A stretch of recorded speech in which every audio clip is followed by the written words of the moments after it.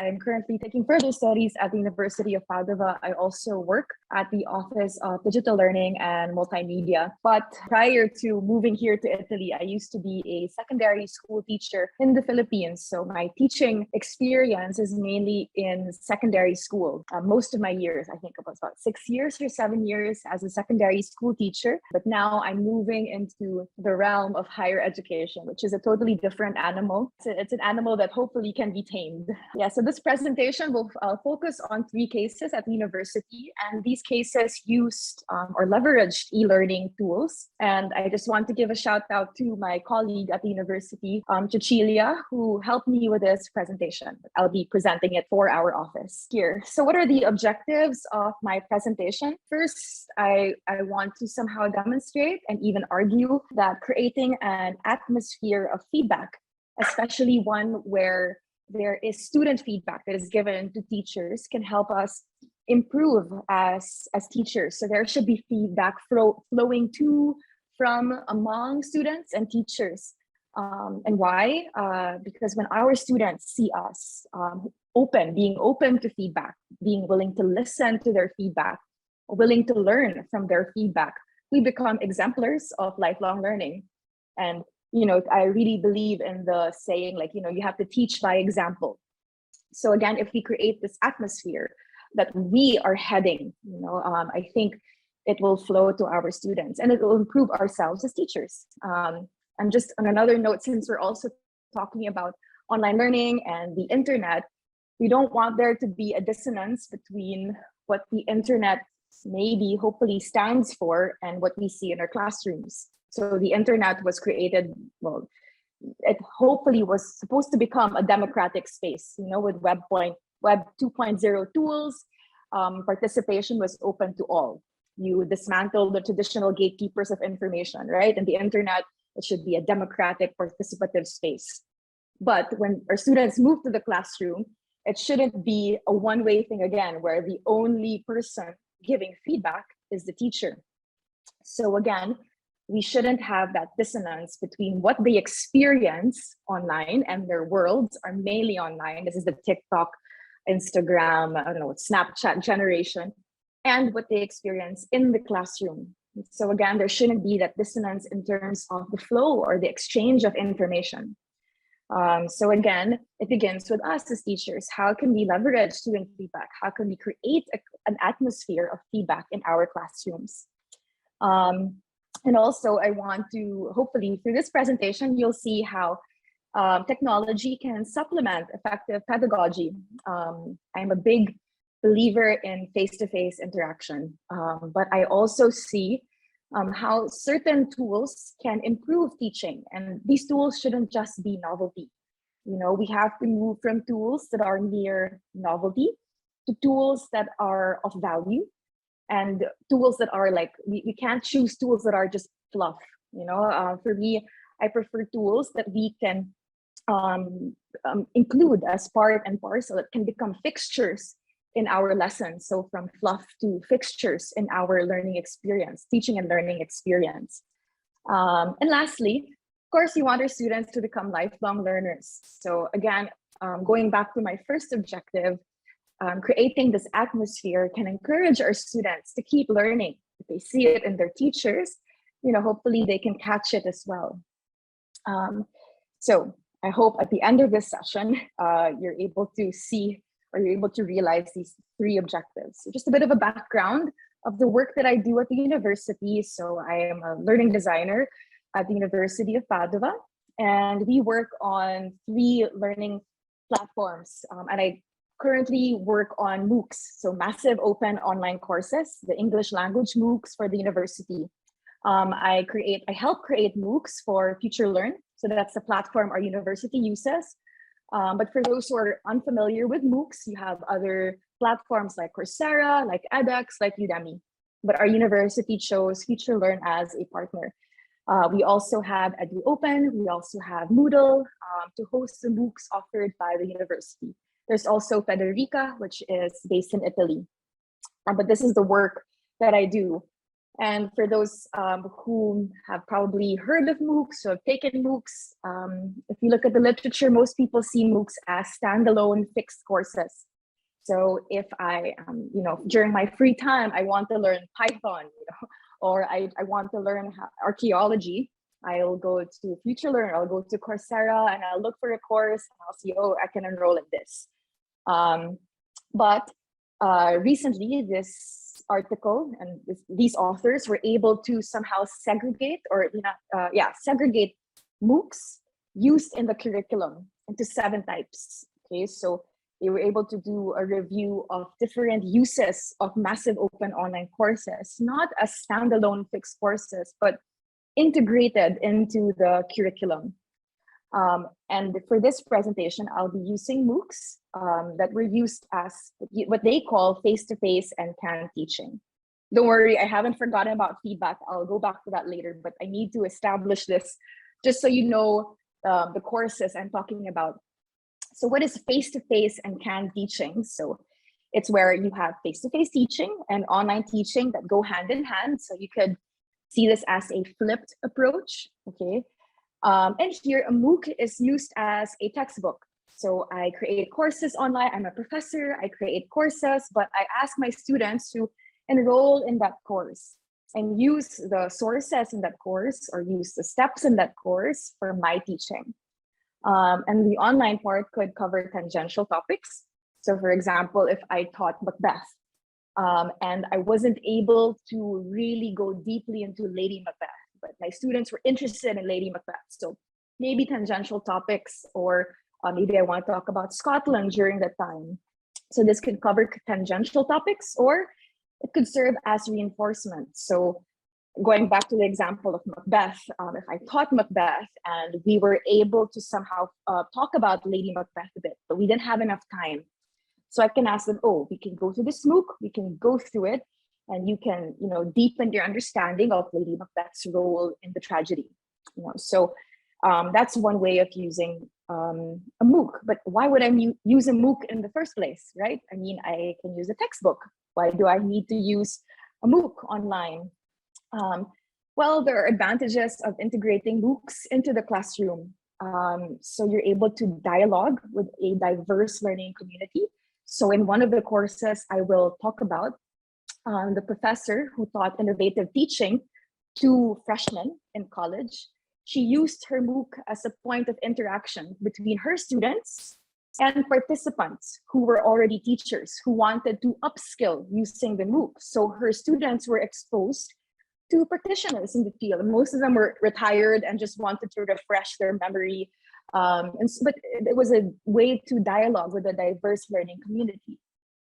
You also leverage well-made multimedia content. So my work at the university involves collaborating with professors to help them transform what could normally be a lecture into multimedia content. It could be a video, it could be a podcast or an interview, it could be an article.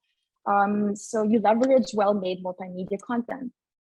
You also contribute to open educational resources, or you make use of existing resources. Okay.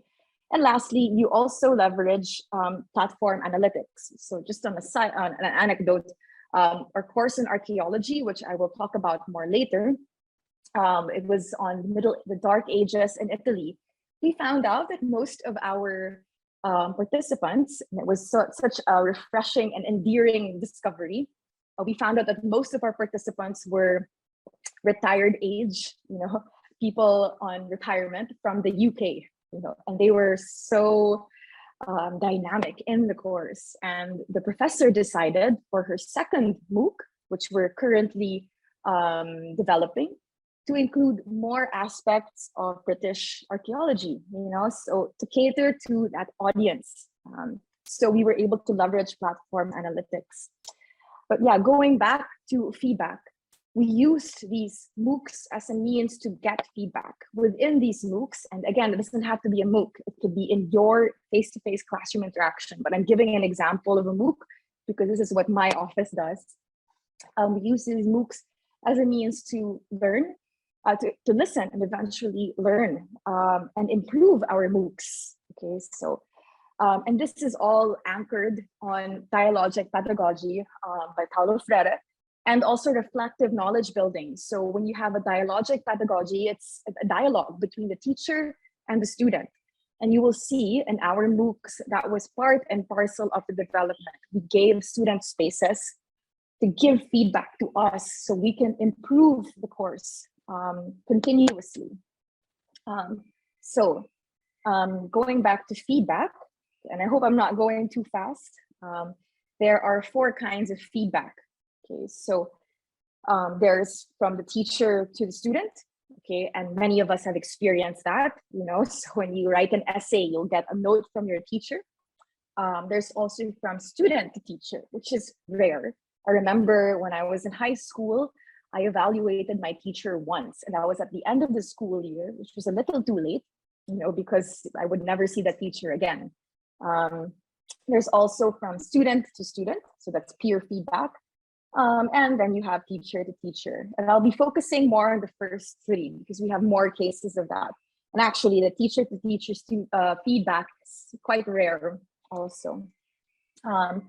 And I'll be talking about the kind of feedback that we were able to gather and elicit in 3 online courses. So the first is innovative teaching. The second was on archaeology, so enlightening the dark ages. And the third was on children's literature. The first 2 were on the Future Learner platform, and the third was on Moodle.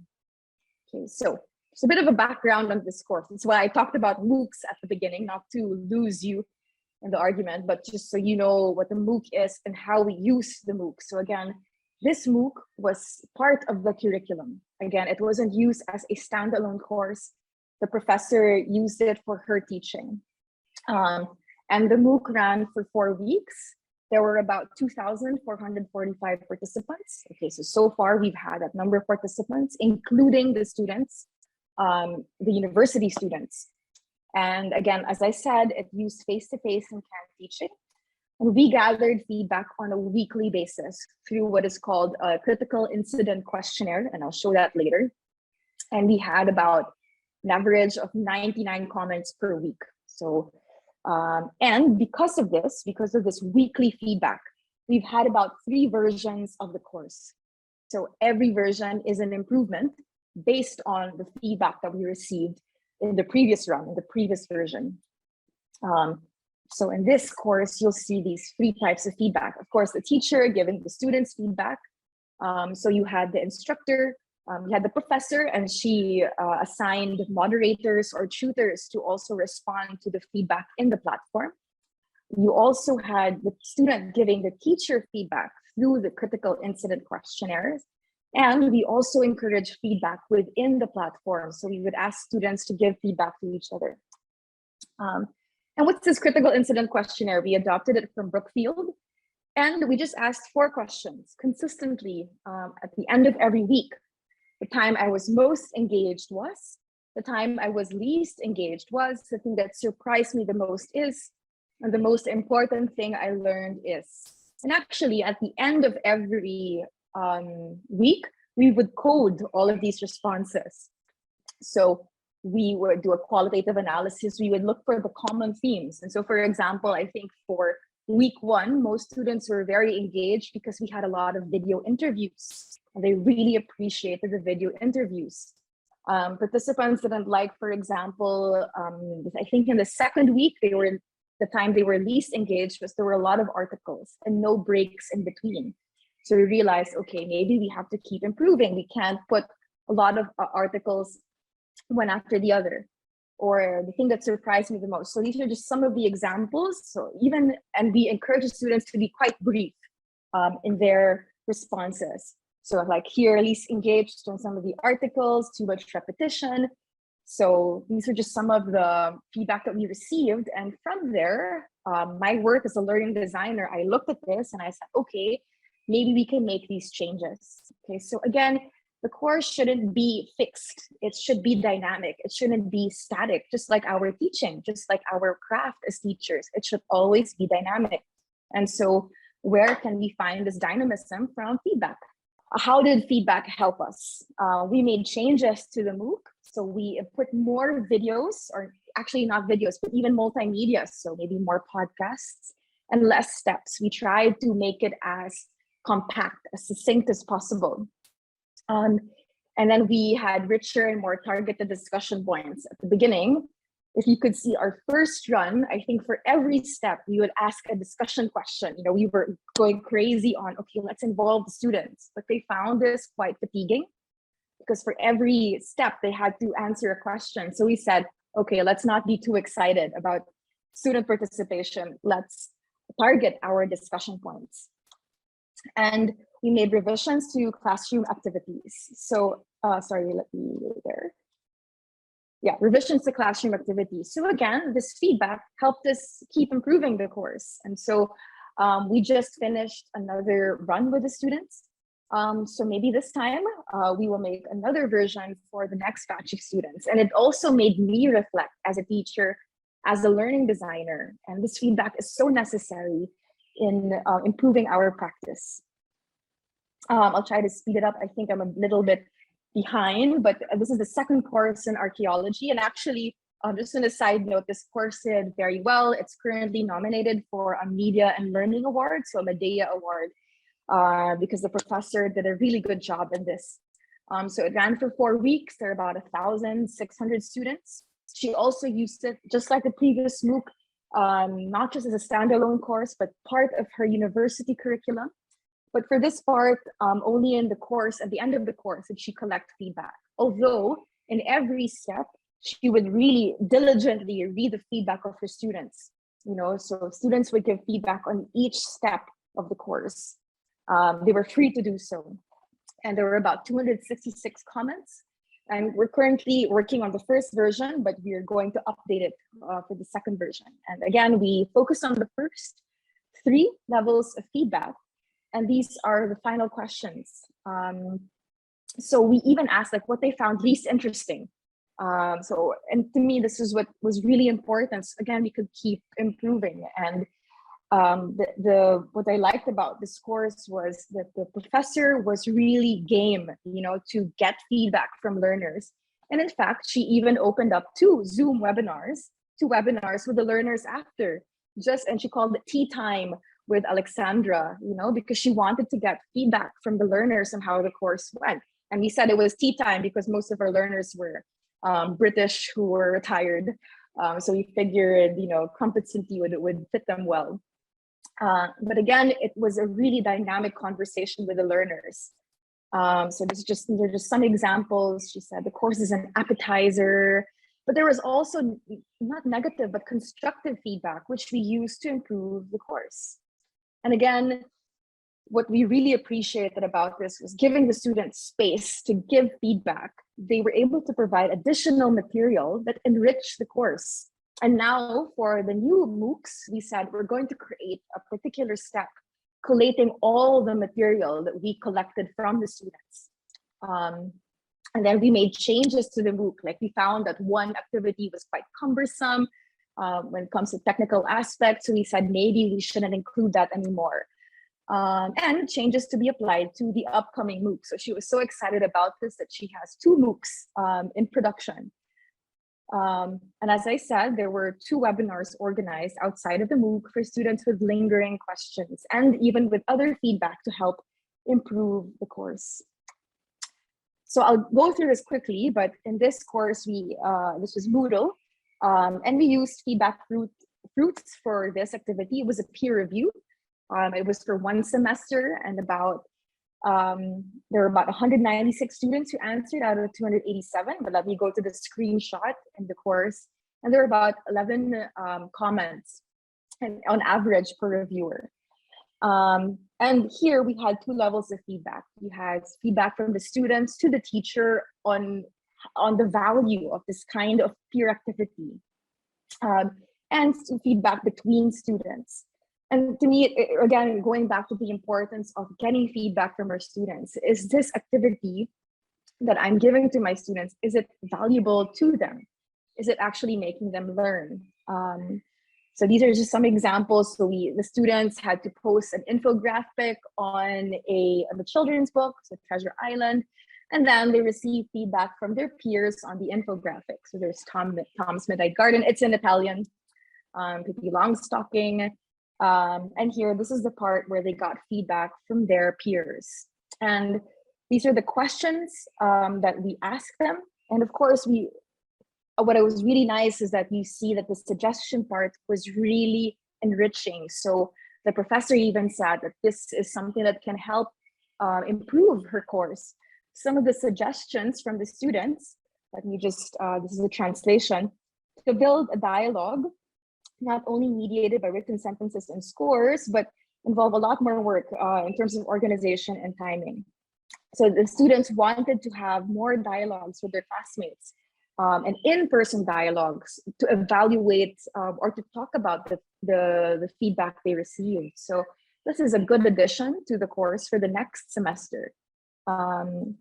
And we realized that having discussions with peers to improve the work is really important, be it before or after the submission. So they wanted to have spaces to continue discussing, and it helped create this classroom atmosphere of constructive criticism. And lastly, students also realized that subjectivity could be a bad thing, but it could also be a good thing because it could have a diversity of insights emerge. So I hope that through this really fast-paced presentation, you were able to realize that yes, feedback can help us improve our craft as teachers, whether or not we use technological tools.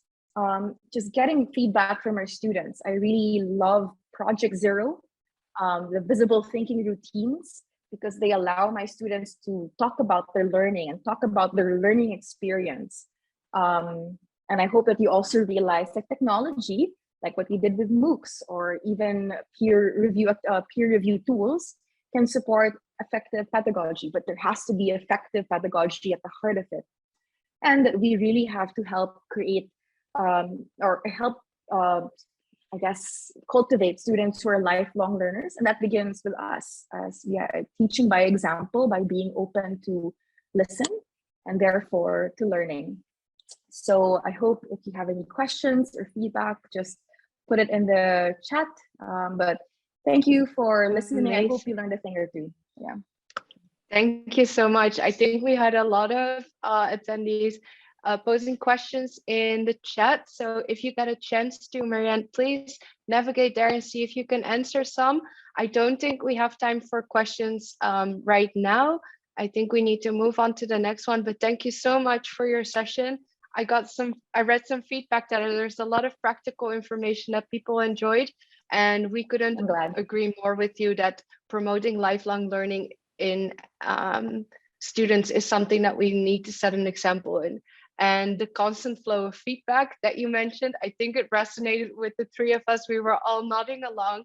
I think it's something that we try to implement amongst our colleagues as well, making sure that you never stop giving each other points that you can improve yourself on. So I'm very excited to see how you and the rest of the university is leveraging student feedback to improve the teaching practices at Padova. So thanks again so much. And I hope that you can find your way to the chat to answer some of the questions that we've been posed. I will. Thanks. Thank you again. Thank you.